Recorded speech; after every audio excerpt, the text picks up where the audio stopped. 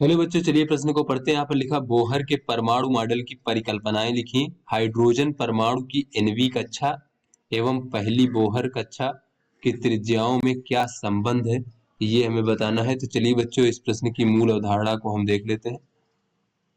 तो बच्चों, यहाँ पर समझ लेते हैं कि जब रदरफोर्ड का परमाणु मॉडल दिया गया था बच्चों, तो रदरफोर्ड के परमाणु मॉडल की मुख्यतः दो कमियां थी बच्चों। रदरफोर्ड के परमाणु मॉडल की कौन कौन सी कमियां थी देख लेते हैं बच्चों।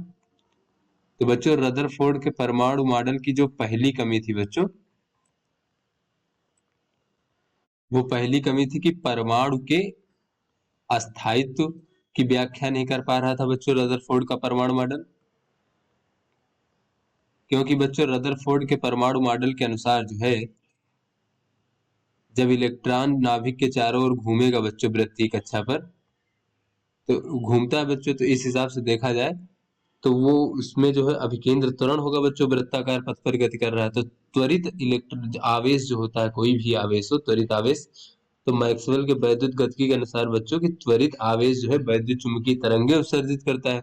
तो ये इलेक्ट्रॉन भी बच्चों वैद्युत चुंबकीय तरंगे उत्सर्जित करेगा, जिसकी वजह से ये वैद्युत चुंबकीय तरंगों के रूप में ऊर्जा का उत्सर्जन की वजह से इलेक्ट्रॉन की ऊर्जा लगातार घटती जाएगी। तो बच्चों, जब ऊर्जा घटती जाएगी तो वो इसकी जो है ऊर्जा घटने से उसके वृत्ताकार पथ की त्रिज्या जो है बच्चों इस प्रकार से कम होती जाएगी। और जब वृत्ताकार पथ की त्रिज्या कम होती जाएगी तो वो कुंडलनीय पथ पर चलता हुआ अंत में जाकर के बच्चों नाभिक पर गिर जाएगा, नाभिक में गिर जाएगा इलेक्ट्रॉन। तो बच्चों, जब इलेक्ट्रॉन नाभिक में गिर जाएगा तो इस प्रकार से परमाणु हमारा अस्थायी नहीं रह पाएगा। तो ये बच्चों रदरफोर्ड के परमाणु मॉडल ने परमाणु के अस्थायित्व की व्याख्या नहीं कर पाया। दूसरा बात, जो यहाँ पर दूसरी कमी थी बच्चों, वो रेखीय स्पेक्ट्रम की व्याख्या नहीं कर पाया। तो ये किस प्रकार से नहीं कर पाया बच्चों, जब रदरफोर्ड के परमाणु मॉडल के अनुसार जो है इलेक्ट्रॉन किसी भी त्रिज्या की कक्षा में बच्चों गति कर सकता है, या फिर ये कह लें कि सभी त्रिज्याओं की कक्षा में गति करता है। या फिर इसको इस तरीके से समझ लें बच्चों कि जो वृत्तीय पथ की त्रिज्या है वो लगातार बदलती रहती है बच्चों, या फिर कह लें घटती रहती है। तो बच्चों, इस प्रकार से ये सभी त्रिज्याओं में गति कर रहा है बच्चों, अधिक से लेकर न्यूनतम तक, अधिकतम से लेकर के न्यूनतम तक त्रिज्या में। तो बच्चों, इस प्रकार से इसकी घूर्णन आवृत्ति का प्रत्येक मान संभव है। तो इस प्रकार से बच्चों इसके द्वारा जो उत्सर्जित विकिरण है, वो उससे जो प्राप्त बच्चों स्पेक्ट्रम है वो सतत होना चाहिए, यानी उत्सर्जित विकिरण प्रत्येक आवृत्ति का विकिरण होना चाहिए उसमें। यानी स्पेक्ट्रम में सभी आवृत्तियों का जब विकिरण होगा तो स्पेक्ट्रम हमारा सतत होगा, परमाणु द्वारा उत्सर्जित स्पेक्ट्रम। किंतु बच्चों, जब प्रयोगों द्वारा पता किया गया तो ये जो हमारा परमाणु का स्पेक्ट्रम है वो सतत ना होकर के रेखीय स्पेक्ट्रम होता है, उसमें कुछ निश्चित आवृत्ति की ही विकिरण उत्सर्जित होता है, पर परमाणु द्वारा सभी आवृत्तियों के विकिरण उत्सर्जित नहीं होते हैं। तो इस चीज की व्याख्या नहीं कर पाया। तो बच्चों, जो हमारे नील्स बोर थे, इन्होंने रदरफोर्ड के परमाणु की जो कमियां थी, इन दोनों कमियों को दूर करने के लिए जो क्लासिकी के सिद्धांत थे और जो उस समय के विकासशील जो क्वांटम परिकल्पनाएं थी, क्वांटम के सिद्धांत से बच्चों जो कि विकसित हो रहे थे अभी, उन दोनों को मिला करके एक नया परमाणु मॉडल दिया और रदरफोर्ड की कमियों को दूर करने के लिए। तो इस प्रकार से बोहर ने एक अपना परमाणु मॉडल दिया, तो जिसमें जो है बच्चों मुख्यतः तीन परिकल्पनाएं थी, जिन्हें हम देख लेते हैं बच्चों। यहाँ पर पूछा जा रहा है कि बोहर के परमाणु मॉडल की परिकल्पनाएं लिखिए। तो बच्चों, बोहर के परमाणु मॉडल में मुख्यतः तीन परिकल्पनाएं थी। बोहर की तीन परिकल्पनाएं निम्नवत हैं। तो बच्चों, जो पहली परिकल्पना थी देख लेते हैं। प्रथम परिकल्पना, या फिर इसे हम अभिगृहित कह सकते हैं बच्चों। तो ये प्रथम अभिगृहित इस प्रकार था कि इलेक्ट्रॉन जो है बच्चों वो नाभिक के चारों ओर, जैसा कि बच्चों रदरफोर्ड ने बताया था कि इलेक्ट्रॉन नाभिक के चारों ओर वृत्तीय कक्षा में गति करता है बच्चों। तो इलेक्ट्रॉन नाभिक के चारों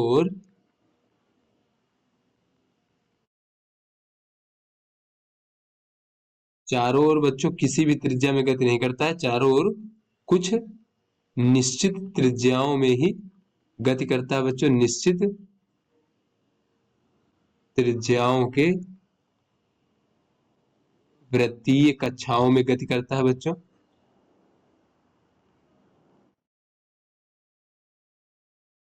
कक्षाओं में गति करता है। और बच्चों, इन निश्चित त्रिज्याओं की जो वृत्तीय कक्षा होती है, इन्हें हम क्या कहते हैं, जिन्हें अस्थाई कक्षाएं कहते हैं बच्चों। अस्थायी कक्षाएं कहते हैं। और बच्चों अस्थायी कक्षा में गति करता हुआ इलेक्ट्रॉन जो है वो ऊर्जा का उत्सर्जन नहीं करता है, गति करने के दौरान बच्चों ऊर्जा उत्सर्जित नहीं करता है। फिर बच्चों यहाँ पर अगर हम दूसरा अपग्रहित देख ले बच्चों, द्वितीय अपग्रहित या फिर ये कह लें द्वितीय परिकल्पना। बच्चों बोहर का जो द्वितीय अपग्रहित था वो ये था कि अस्थायी कक्षाएं वे कक्षाएं हैं जिनमें जो है इलेक्ट्रॉन का जो कोणीय संवेग होता है बच्चों। अस्थायी कक्षाएं वे कक्षाएं हैं जिनमें गति करता हुआ जो इलेक्ट्रॉन है उसका जो कोणीय संवेग है, इलेक्ट्रॉन का कोणीय संवेग वो क्वांटित होता है बच्चों। यानी कि कोणीय संवेग जो L होता है ये h भागे 2 पाई का पूर्ण गुणज के रूप में होता है बच्चों, पूर्ण गुणज होता है।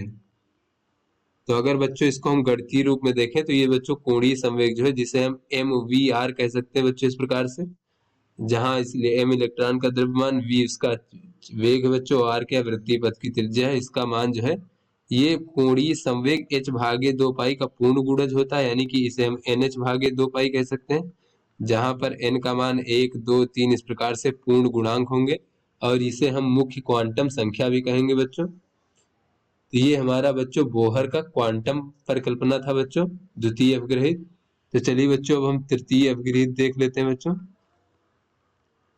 तो तृतीय अपग्रहित ये था कि बच्चों की अस्थायी कक्षा में गति करता हुआ इलेक्ट्रॉन ऊर्जा तभी उत्सर्जित करता है, देख लेते हैं।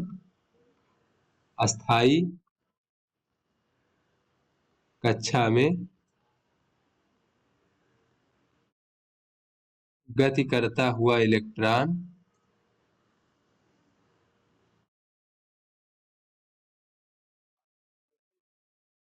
ऊर्जा तभी उत्सर्जित करता है जब यह यानी इलेक्ट्रॉन जो है उच्च ऊर्जा वाली कक्षा से, उच्च ऊर्जा वाली अस्थायी कक्षा से निम्न ऊर्जा वाली कक्षा में संक्रमण करता है बच्चों, निम्न ऊर्जा वाली कक्षा में संक्रमण करता है। और बच्चों ये जो ऊर्जा का उत्सर्जन करता है ये फोटान के रूप में करता है। तो बच्चों ये हमारा नाभिक हो गया इस प्रकार से, नाभिक के चारों ओर बच्चों ये अस्थायी कक्षाएं हो गई। तो इनकी त्रिज्या बच्चों नियत रहेगी, इसमें से इनकी त्रिज्या लगातार घटती नहीं रहेगी बच्चों, वृत्तीय पथ की त्रिज्या, जैसा कि बच्चों रदरफोर्ड वाले में हो रहा था। तो ये हमारी अस्थायी कक्षाएं वृत्तीय पथ की त्रिज्या है। तो यहाँ पर बच्चों ये अगर उच्च ऊर्जा कक्षा से निम्न ऊर्जा कक्षा में बच्चों इस प्रकार से इलेक्ट्रॉन संक्रमण करता है बच्चों, ऊपर से नीचे की ओर आता है, तो यहाँ पर क्या होगा बच्चों, यहाँ पर फोटान के रूप में इस प्रकार से ऊर्जा उत्सर्जित होगा। तो यहाँ पर बच्चों ये फोटान की ऊर्जा कितनी हो जाएगी बच्चों, इसे होती है एच न्यू, जहाँ पे एच क्या है प्लांक नियतांक और न्यू क्या है बच्चों उत्सर्जित फोटान की आवृत्ति। और ये किसके बराबर होगा बच्चों, ये उच्च उच्च ऊर्जा वाली कक्षा में जो ऊर्जा था और जो निम्न ऊर्जा वाली कक्षा में बच्चों ऊर्जा है, इन दोनों के अंतर के बराबर का बच्चों ऊर्जा वाला फोटान उत्सर्जित होगा। तो बच्चों ये हम मान लेते हैं ई आई और इसे मान लेते हैं ई एफ। तो ये हो जाएगा बच्चों हमारा ई आई माइनस ई एफ के बराबर जो ऊर्जा होगा उतनी ऊर्जा का फोटान उत्सर्जित होगा इस प्रकार से। तो इसी प्रकार से बच्चों अगर ये निम्न ऊर्जा से उच्च ऊर्जा में चला जाता है इलेक्ट्रॉन, ईएफ से ईआई में चला जाता है, तब ये ऊर्जा को अवशोषित करेगा इस प्रकार से, फोटान को अवशोषित करेगा, या फिर ये कह लें कि जब फोटान को अवशोषित कर लेगा बच्चों ऊर्जा को, तब ये निम्न ऊर्जा की कक्षा से उच्च ऊर्जा में चला जाएगा। तो ऐसे में जो अवशोषित फोटान की ऊर्जा होगी बच्चों वो भी इन दोनों की ऊर्जाओं में अंतर के बराबर होगा। ये हमारी तीनों परिकल्पनाएं थी। उसके बाद हम देख लेते हैं इसमें कहा जा रहा है कि हाइड्रोजन परमाणु की nवीं कक्षा एवं पहली बोहर कक्षा की त्रिज्याओं में क्या संबंध है। यहाँ पर हम बच्चों देख लेते हैं कि अस्थाई कक्षा की त्रिज्या nवीं अस्थाई कक्षा की त्रिज्या,